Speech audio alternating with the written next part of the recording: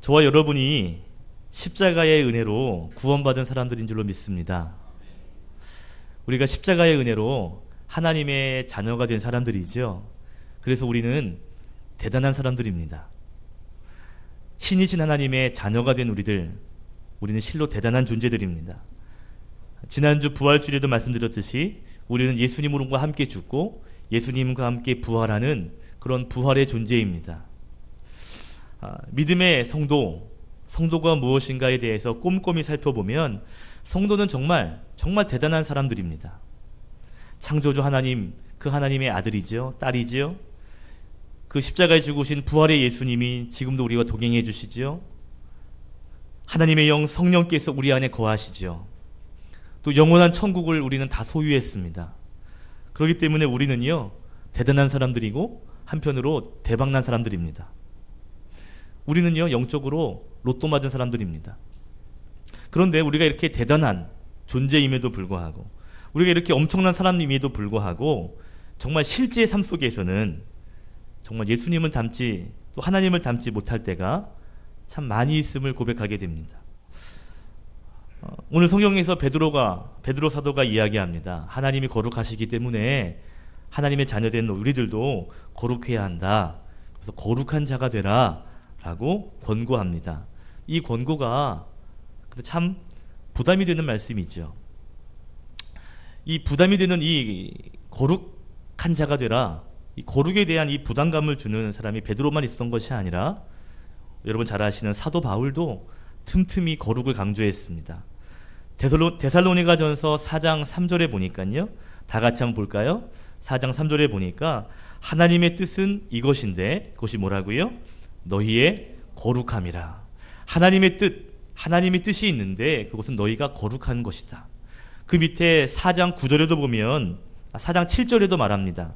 함께 읽어볼까요? 데살로니가전서 4장 7절 시작.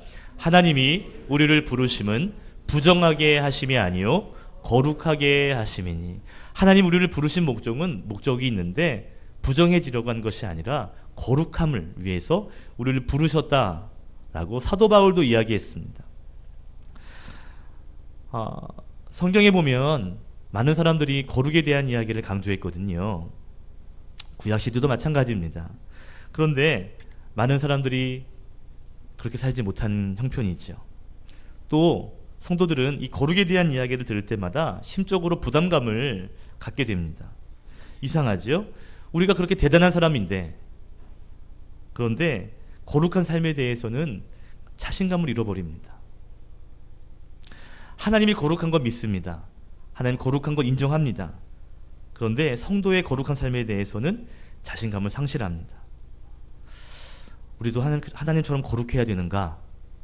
그 질문 앞에 우리는 큰 부담감을 가지게 됩니다. 어떤 분은 이렇게 말하더라고요. 아니, 우리가 어떻게 거룩할 수 있습니까? 또 이야기합니다. 어떻게 우리가 하나님의 거룩을 어떻게 흉내라도 낼 수 있겠습니까? 우리 같은 죄 많은 사람이 어떻게 하나님의 거룩을 흉내라도 내겠습니까? 여러분, 사실 우리가 죄와 허물 가운데 있는 우리들이 이 거룩을 이야기한다는 것이 쉬운 일이 아니죠. 불편합니다. 저 이런 생각이 들어요. 야, 거룩이라는 것은 참 우리가 자주 듣고 익숙한 건데도 잘 되지 않는 걸 보면 거룩은 가깝고도 먼 당신 같다 라는 생각이 들어요. 거룩은 날마다 우리가 거룩에 대한 찬양을 하면서도 사실 우리가 거룩하지 못할 때가 참 많거든요. 가깝고도 먼 당신. 거룩은 그런 것 같습니다. 제가 청년을 담당하는 부교육자로 있을 때, 큰 교회에서 부교육자 할 때, 그때 오랫동안 방황하던 청년, 그 청년을 만났습니다. 점심 식사를 같이 하게 됐어요. 식사하는 자리에서 저에게 이런 얘기를 하는 거예요.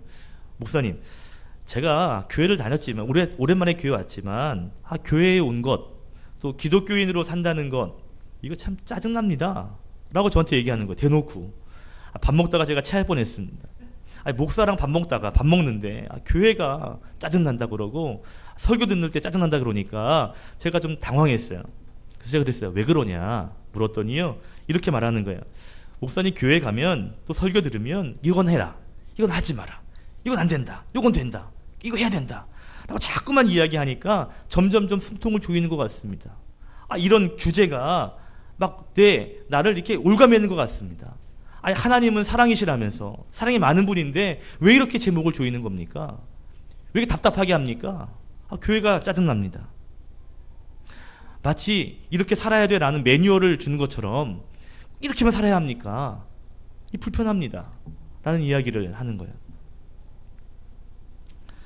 여러분, 우리가 이 거룩이라는 말을 자주 들어서 그렇지 사실 상당히 이 거룩이라는 말이 우리를 주눅들게 하는 게 사실입니다. 여러분, 거룩이란 말이 뭡니까? 거룩이 뭐죠? 오늘 베드로 사도는 16절에 보면 구약에 있는 성경의 말씀, 특별히 레위기에 있는 말씀을 인용했거든요. 레위기 11장 44절의 말씀을 인용한 것이죠. 함께 읽겠습니다. 시작. 나는 여호와 너희의 하나님이라. 내가 거룩하니 너희의 몸도 구별하여 거룩하게 하고 땅의 길짐승으로 말미암아 스스로를 더럽히지 마라. 그 뒤에 19장 2절에서도 역시 말씀했거든요. 한번 같이 고백할게요. 시작. 너희는 거룩하라. 나 여호와 너희의 하나님이 거룩함이니라. 지금 베드로는요, 구약에 있는 거룩함을 빌려와서 이야기하고 있습니다. 그러면 구약 시대의 거룩은 무슨 뜻일까요? 신약 시대의 글과는 헬라어고요. 구약의 시대는 히브리어거든요. 히브리어로 구약의 시대에 사용됐던 이 거룩, 내가 거룩하니 너희도 거룩할 때 이 거룩의 뜻이 뭘까? 이 거룩이라는 말 히브리어로는 구약에서는 카다시라고 합니다. 이 카다시라고 하는 이 거룩이라는 말에는 크게 두 가지 의미가 있어요. 첫 번째의 의미가 뭐냐면요, 여러분들 미용실에 가시죠. 그러면 여러분 이런 말 자주 해요. 아유, 저기 원장님, 선생님, 머리 좀 컷해 주세요. 그 컷이 뭐예요? 컷이 뭐예요? 영어로 컷이 뭐예요? 자르다는 거죠. 여러분, 이 카도시라는 말에서 커트라고 하는 단어가 파생되었습니다. 거룩이 뭐예요? 잘라내는 것입니다. 뭘 잘라내는 걸까요? 죄, 부정한 것, 더러운 것들을 잘라내는 것이 바로 카다시라고 하는 거룩의 뜻입니다.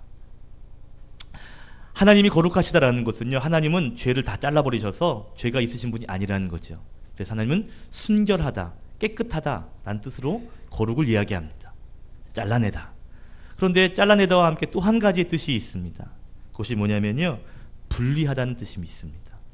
여러분, 잘라내면 분리가 되죠. 더 진전되면 구별되는 것입니다. 다시 말하면 이 거룩이라는 말에는 구별되다라는 뜻이 담겨져 있습니다. 죄로부터, 악으로부터 구별되는 것, 분리되는 것, 이것이 거룩입니다. 근데 재미있는 것은 이제 사도 바울이 사용하는 이 헬라어에 나오는 거룩은 하기오스라고 하는 단어인데, 이 단어는요, 두 번째 의미인 구별되다라는 말에서 파생되어진 단어입니다. 그러니까 이런 거죠. 베드로는 권고하기를 너희들 구별되어야 된다. 구별된 자가 되라 라고 지금 말하고 있는 것이죠. 구별된 자가 되라. 거룩한 자가 되라. 그러면 이런 질문이 들 수 있습니다. 왜 거룩한 자가 되라고 하시는 걸까? 왜 구별된 자가 되라고 하시는 걸까? 하나님은 왜 우리에게 구별되라고 하시는 걸까? 왜 베드로는 당시의 성도들에게 구별되라고 이야기하는 걸까? 여러분 있잖아요. 우리가 어떤 또 단어를 생각할 때 불편한 마음을 가지고 있잖아요. 그러면 상대방이 말하는 것과 상관없이 불편하게 해석합니다. 이게 사람이에요. 그 사람의 의도는 그런 뜻이 아닌데 내가 어떤 일에 불편함을 가지고 있어요. 내가 그것에 상처가 있거나 불편함이 있으면 그 사람의 의도와 상관없이 내가 그래서 이런 뜻 아니야? 라고 해석할 때가 있습니다. 거룩의 의도가 하나님께서 왜 거룩하게 하실까? 라는 그 하나님의 의도를 알아야 되는데, 거룩은 불편해. 내가 어떻게 거룩할 수 있어? 라는 마음으로 자꾸 거룩하라를 살피면 거룩의 하나님의 의미를 우리가 못 살필 때가 있거든요. 마치 이런 겁니다. 한 예로 들어서 한 마리의 새가 봄이 됐으니까 지지배배 하고 소리를 내요. 그러면 한국 사람들은 뭐라고, 한국의 정서는요, 새가 운다 라고 그런 정서를 가지고 있습니다. 근데 서양에 있는 사람들은요, 새가 노래한다 라고 생각합니다. 똑같이 새가 지지배배 하는데 한을 가지고 있는 민족은요, 우는구나, 슬피 우는구나 새야, 이렇게 해석하고요. 서양의 사람들은요, 노래를 하는구나 라고 해석을 한다는 거죠. 우리가 어떠한 심정, 어떠한 심리 상태에 있느냐에 따라서 해석이 달라지게 될 수 있거든요. 이 거룩도 마찬가지입니다. 하나님 너희들 거룩하라 할 때 우리 입장에서 거룩해야 돼, 이게 아니라 하나님의 입장에서 성경에서 말하는 거룩함이 왜 거룩해야 하는가, 그 의미를 우리가 알아야 거룩할 수 있지 않겠습니까? 왜 거룩하라고 하시는 걸까요? 왜 성경은 우리에게, 하나님은 왜 우리에게 거룩하라 거룩하라 말씀하실까? 오늘 첫 번째 나누고 싶은 교훈이에요. 따라합시다. 성도의 거룩은 고난을 견디게 하는 능력입니다. 여러분, 거룩은 능력입니다. 할렐루야. 여러분, 하나님께서 거룩하라 할 때 물론 내가 거룩하니 너희도 거룩해야지, 내가 거룩한데 나와 함께하는 너희들 거룩해야 돼 라는 하나님의 입장에서 너희들 거룩해야 한다 라고 말하는 부분이 있어요. 그런데 하나님 백성의 입장에서 볼 때 너희들 거룩해야 되는 이유가 또 다른 이유도 있습니다. 그것이 뭐냐면 하나님에게도 유익이 되어야 되겠지만 너희에게도 유익이 되기 때문이다 라는 거죠. 여러분, 베드로가 지금 거룩한 자가 되라 라고 이야기합니다. 그러면 이 편지를 듣는 1차 수신자들, 이 베드로의 편지를 받는 사람들의 상태가 어땠을까요? 상상해 보십시오. 베드로가 지금 너희들 거룩해야 된다 라고 이야기했다면 그들은 어떤 삶을 살고 있었을까요? 아마 복을 많이 받아서 거룩하지 못한 그런 삶을 살고 있지 않았을까요? 그런데 베드로전서 1장 1절을 보시면 이 편지를 기록하는 수신자들에 대해서 이야기합니다. 1장 1절 보십시오. 베드로는 그 지역에 있는 본도, 갈라디아, 갑바도기아, 아시아, 그리고 비두니아에 흩어진 나그네된 성도에게 편지한다 라고 이야기하고 있습니다. 지금 베드로의 편지를 받게 되는 사람들은 누구냐면 지금 사방으로 흩어진 사람들이라는 거죠. 나그네된 사람들이라는 거예요. 왜 나그네가 됐죠? 왜 흩어지게 된 것이죠? 박해 때문입니다. 예수 믿는 사람들을 박해하기 때문에 그들 흩어진 거예요. 다시 말하면 예수 믿으면 불이익을 당합니다. 예수 믿으면 박해가 와요. 그런데 예수를 포기할 수 없어요. 그래서 박해가 없는 곳으로, 이방의 땅으로 흩어지게 된 것입니다. 정든 땅, 그 집을 뒤로 하고요, 주님만 바라보며 이방의 땅으로 흩어진 사람들이에요. 16절에 보시면, 베드로전서 1장 6절만 보시면, 너희가 이제 여러 시험으로 말미암아 잠깐 근심하게 되지 않을 수 없었으나, 너희가 여러 가지 시험으로 말미암아 지금 근심할 수밖에 없다는 거예요. 박해와 고난이 있는 상황입니다. 여러분, 베드로 전서가 쓰여진 시기에 대해서 학자들은 아마도 AD 64년 그 이후에 쓰여졌을 것이다 라고 추측합니다. 여러분, AD 64년은 기독교인들에게 굉장히 의미가 있는 해예요. 왠지 아십니까?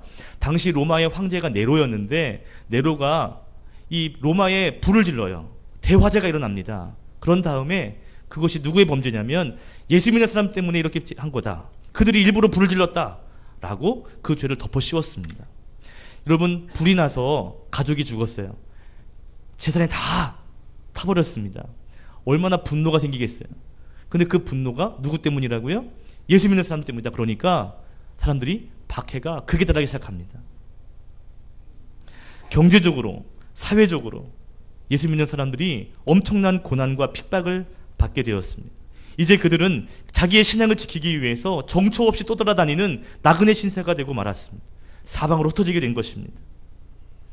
여러분, 베드로 전서는요, 고난과 시험에 있는 성도들, 그 흩어진 성도들을 위로하기 위해서 쓴 편지가 고린도 전서 후서입니다. 그래서 베드로의 서신, 이 서신서를 가리켜서 격려의 서신이다 라고도 불립니다. 이 베드로 전서 후서에서 강조되는 단어가 있는데 뭐냐면 고난을 받다라는 단어입니다. 고난을 받다라는 단어가 이 베드로 전서 후서에서 12번 쓰였습니다. 12번 가지고 뭘 그래요? 그럴지 모르는데요, 이 고난을 받다라는 단어가 이 신약 성경 베드로 전서 후서를 빼고 난 나머지 25권의 성경에 11번 쓰여졌습니다. 그러니까 베드로 전서에서는 12번, 전서에서 12번, 나머지에서 11번. 얼마나 많이 고난에 대한 이야기를 쓴 책이 베드로의 서신서인지 알 수 있죠. 베드로 전서와 후서는 고난에 대한 성경이라고도 말할 수 있습니다. 다시 말하면 고난 가운데 있는 성도들, 신앙 때문에 아파하고 시험 들고 어려움 가운데 있는 성도들, 사방으로 흩어져서 정말 나그네 된 그 성도들을 격려하기 위해서 쓴 편지입니다. 지금 사도 베드로가 너희들 왜 이렇게 거룩하지 못해 이 녀석들아, 야단치려고 쓴 것이 아니라는 거죠. 너희들 힘들지, 어렵지, 고난 가운데 얼마나 고생이 많냐. 그런데 너희들이잖아, 이 고난을 견딜 수 있는 힘이 있는데 그것이 뭐냐면 바로 거룩이다 라고 말하고 있는 것입니다. 신앙생활을 더 잘하기 위해서 끝까지 몸부림치고 있는 사람들입니다. 모든 것들을 포기하고 예수님만 붙잡고 있는 사람이에요. 그 사람에게 베드로는 말하는 것입니다. 거룩할 때의 능력이다. 거룩해야 한다. 포기하면 안 된다라는 이야기를 하고 있는 것입니다. 베드로는 알았습니다. 고난 가운데 거룩함으로 나아가면 그것이 복이 된다는 사실을 알았습니다. 고난 중에 거룩한 삶을 살았더니 놀라운 축복을 받은 사람을 봤거든요. 만났거든요. 그분이 바로 예수님이셨습니다. 고난이 있었습니다. 여러분, 십자가는 고난을 대표합니다. 그런데 믿음으로, 거룩으로 통과했더니 놀라운 능력이 되고 놀라운 축복이 되었죠. 베드로가 1장 3절에 말했습니다. 그리스도를 죽은 자 가운데서 부활하게 하심으로 말미암아 우리를 거듭나게 하사 산 소망이 있게 하시고 4절에 썩지 않고 더럽히지 않고 쇠하지 아니하는 유업을 잊게 하신다. 곧 너희를 위하여 하늘에 간직한 것이 있다. 7절 보십시오. 1장 7절 너희의 믿음의 확실함은 불로 연단하여 없어질 금보다 더 귀하여 예수 그리스도께서 나타나실 때에 칭찬과 영광과 존귀를 얻게 할 것이니라. 베드로는 알고 있습니다. 고난 가운데, 시련 가운데, 여러 가지 시험 가운데 거룩함으로 살아갈 때 하나님이 어떻게 행하실지 베드로는 알아요. 십자가를 통해, 예수님을 통해 그는 분명히 보았습니다. 베드로는 우리도 예수님처럼 그 고난을 우리가 거룩함으로 믿음으로 통과하면 우리가 하나님의 칭찬과 영광과 존귀를 우리도 얻게 될 것이라는 것을 알았습니다. 거룩이 뭐죠? 거룩은 고난 속에서 성도를 더욱 강력하게 하는 능력입니다. 시험과 어려움과 고난 가운데 있지만 그 가운데 거룩은 최후의 승리를 바라보게 하는 믿음의 표대가 됩니다. 그래서 거룩은 능력입니다. 여러분, 지금 베드로의 편지를 받게 되는 1차 수신자들, 그 독자 이 성도들은요 이미 사방으로 흩어져 있습니다. 삶이 완전히 다 흩어져 버렸어요. 비록 나그네처럼 살고 있지만 그러나 우리가 거룩함을 잃지 않을 때 하나님 우리를 강하게 하실 것이라는 이야기를 계속합니다. 마지막 베드로전서 5장 10절에도 이 말씀을 해요. 이 말씀 우리가 같이 고백했으면 좋겠습니다. 함께 읽겠습니다. 시작. 모든 은혜의 하나님 곧 그리스도 안에서 너희를 부르사 자기의 영원한 영광에 들어가게 하시니가 잠깐 고난을 당한 너희를 친히 온전하게 하시며 굳건하게 하시며 강하게 하시며 터를 견고하게 하시리라. 고난을 당하지만 그런 너희가 거룩함으로 나아가면 너희를 굳세게 하고 강하게 하고 온전하게 하신다. 베드로는 이 믿음이 있었습니다. 그렇기 때문에 너희들 조금만 더 거룩해라, 조금만 더 거룩해라 하고 격려하고 위로하고 있는 것이죠. 여러분, 믿음의 성도가 고난 중에 거룩함을 가지고 살아갈 때 하나님 우리를 더욱더 굳세게 하실 줄로 믿습니다. 저와 여러분이 고난 중에 시련 중에 거룩을 지키며 살아갈 수 있는 성도가 되어야 할 줄로 믿습니다. 거룩이 능력입니다. 아멘. 베드로는 지금 믿음의 성도들을, 특별히 흩어진 성도들에게 거룩해야 한다, 거룩을 끝까지 지켜야 한다라고 위로하고 있습니다. 그리고요, 또 한 가지, 우리가 거룩할 수밖에 없는 이유를 또 한 가지 오늘 성경에서 이야기합니다. 이것이 두 번째로 나누고 싶은 교훈이에요. 따라합시다. 성도의 거룩은 도착이 아니라 시작입니다. 도착이 아니라 뭐고요? 시작입니다. 여러분, 성도의 거룩은요, 우리가 마지막을 지향하는 최종 목적지가 아닙니다. 그래, 거룩해야 돼, 거룩해야 돼, 거룩해야 돼, 거룩해야 돼. 이게 최종 목적지가 아니에요. 거룩은 출발점입니다. 우리 18절, 우리 19절 한 목소리로 다시 한번 읽어볼게요. 시작. 너희가 알거니와 너희 조상이 물려준 헛된 행실에서 대속함을 받은 것은 은이나 금같이 없어질 것으로 된 것이 아니요 오직 보배로운 피로 된 것이니라. 아멘. 베드로 사도가 말합니다. 너희는 그리스도의 보혈, 그 보배로운 피로 대속함을 받았다라고 말합니다. 대속함을 받았다라는 말, 아까 전에 죄가 뭐였죠? 카다시라고 그랬잖아요. 그죠? 아니, 카다시라가 뭐였다 그랬죠? 잘라내다 그랬죠? 거룩이, 잘라내다. 대속이 뭐예요? 죄를 잘라낸 것입니다. 대신 잘라가 주신 거예요. 예수님은요, 우리의 자신의 보배로운 피로 말미암아 흠도 없으신 분, 죄도 없으신 분이 그분의 보혈의 피로 우리의 죄를 다 잘라버리신 분이십니다. 여러분, 죄사함이라고 이야기하죠. 죄사함이 뭐예요? 사자가 무슨 사자예요? 죽을 사자예요. 죄가 죽었다는 것입니다. 예수님의 피로 말미암아 우리는 죄사함을 받은 사람들이에요. 지난주도 말씀드렸지만 우리의 죄를 예수님께서 다 짊어지시고 십자가에 죽으실 때 이미 우리의 죄도 다 죽었습니다. 우리는 하나님의 거룩을 십자가로 맛본 사람들입니다. 우리는 죄가 다 사해졌다니까요. 다 죽었다니까요. 다 잘라졌다니까요. 이미 우리는요, 거룩을 맛본 사람들입니다. 많은 사람들이 거룩을 생각할 때 우리의 신앙의 종착역으로 생각합니다. 거룩해야 돼. 거룩해야 돼. 나는 거룩하지 못해. 그래서 거룩해야 돼. 라고 이야기합니다. 그러나 생각해 보면 거룩은 출발점이요, 시발점이죠. 우리는 십자가로 인해서요, 보혈의 은혜로 인해서요, 죄사함, 죄의 죽음을 이미 선물로 받았습니다. 우리의 죄가 잘려나갔고요, 거룩을 우리는 시작하게 될 수 있는 그런 존재입니다. 우리의 문제는 거룩하기 위해서 더 이상 더러워지지 않는 것이 문제지, 그래서 더러워지지 않기 위해서 구별되는 것이 문제지, 자꾸만 씻어내는 것이 문제가 아니라는 것이죠. 다시 한번요, 성도는 더러워진 몸을 닦는 삶을 사는 것이 아니라 깨끗해진 몸이 더러워지지 않기 위해서 사는 것입니다. 거룩은 그러한 것입니다. 이미 십자가의 은혜가 우리의 죄를 다 씻어버렸어요. 우리는 그것을 믿고요, 그 깨끗해진 몸이 더러워지지 않도록, 죄에 오염되지 않도록 구별되며 살아가는 것입니다. 이것이 거룩한 삶이에요. 여러분, 지금 옷을 입고 계시잖아요. 상상해 보시는 거예요. 그 옷이 1,000만 원짜리 옷이다. 놀라지도 않으시네. 2,000만 원짜리 옷이다. 생각해 보십시오.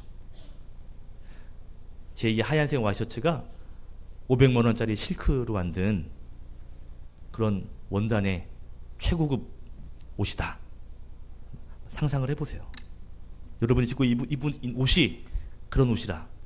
최고 명품. 여러분, 어떻게 관리하시겠어요? 지금 입고 있다면 어떻게 앉으시겠어요? 아마 지금 다리 이렇게 접어가지고 구겨지지 않도록 이렇게 잡고 계신 분이 계실지 모르겠어요. 혹시 뭐가 묻지 않았나? 이렇게 먼지 한번 털고 앉지 않으시겠어요? 작년에 제가 위임식을 했잖아요. 담임 위임을 받았는데 이제 거의 제가 옷을 거의 안 샀거든요. 한 10년 만에 옷을 산 것 같아요. 좋은 옷은 아닙니다만 새 옷을 샀습니다. 입었어요. 갈 때마다요, 뭐가 없나? 자꾸 이렇게 하게 되고, 뭐 묻으면 자꾸 털게 되고, 평상시 다른 옷은 그냥 묻어도 그냥 에휴, 이러고 마는데 그거는 가가지고 막 어떡하냐 이렇게 되더라고요. 좋은 옷도 아닌데 새 옷이라는 이유만으로 몸가짐이 달라져요. 앉을 때도 살피게 됩니다. 뭐가 있나? 앉을 때도요, 다리 이렇게 꼬고 앉잖아요. 이렇게 겹쳐서 이렇게 꼬고 앉는데 못 꽈요. 주름 질까 봐.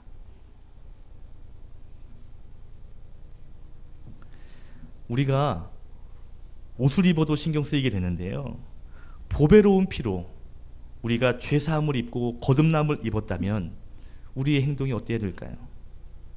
죄로 가득한 세상 가운데 우리가 얼마나 조심스러워야 하는지, 내가 정말 함께해도 되는 걸까?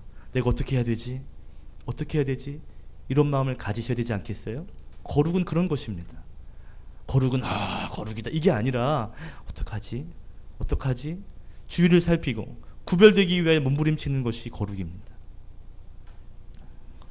베드로가 편지하던 그 당시에 성도들이 이방으로 흩어졌죠. 당시는요, 로마가 전 세계를 지배하던 시대였습니다. 여러분, 로마가 굉장히 음란이 심했던 도시였어요. 역사학자들은 로마의 붕괴가 정치나 사회적인 문제가 아니라 성적인 문제 때문에 그렇게 붕괴했다라고도 해석하는 학자들이 있습니다. 한 집 건너 한 집 대중 목욕탕이 있고 그 목욕탕 안에 음란한 일들이 정말 낯뜨거운 일들이 늘 있었던 도시가 로마였습니다. 그 로마의 영향을 받아서 그 속국에 있었던 지방에 있는 지역들도 그런 영향들을 많이 받게 되었습니다. 그 흩어진 지역에 가면 기독교인에 대한 핍박은 없지만 그런 죄에 대한 여러 가지 유혹과 음란이 많이 있었습니다. 베드로는 그들에게 이야기합니다. 우리가 거룩한 자이기 때문에 그들의 영향을 받지 말아야 한다. 구별됨으로 살아야 한다. 라고 독려하는 것이죠. 여러분, 이 세상이 얼마나 악하고 얼마나 죄가 많습니까? 아마 다 인정하실 거예요. 우리가 성도입니다. 하나님의 자녀입니다. 하나님은 거룩하신 분이고 그의 자녀된 우리들이 거룩하기를 또 원하십니다. 우리가 죄에 대해서 어려운 마음으로 어떡하지? 라는 마음보다는 이 하나님의 관점을 갖는 것이 중요한 것 같아요. 거룩은 고난을 이기게 하는, 시험을 이기게 하는 능력이고 축복입니다. 그래서 우리에게 거룩하라 하시는 거예요. 너의 힘으로 한번 살아봐라. 가능한가? 그러나 거룩함으로 살아갈 때 하나님이 도우시고 온전케 하시고 강하게 하시고 굳건하게 하시는 겁니다. 그거를 경험하기 위해서 너희들 거룩하라 말씀하시는 거죠. 또 거룩하라는 것은요, 신앙의 종착역이 아니라 출발점입니다. 그리스도 피로 말미암아 보배로운 그의 피로 말미암아 우리의 죄는 이미 다 잘려나갔고 이미 다 죄가 죽어버렸습니다. 죄 사함을 받았습니다. 이제는 죄와는 구별된 삶을 살기 위해서 우리는 노력해야 합니다. 할렐루야. 저와 여러분이 오늘 주신 말씀처럼 거룩한 삶이 될 수 있기를 예수 그리스도 이름으로 축복합니다. 기도하겠습니다.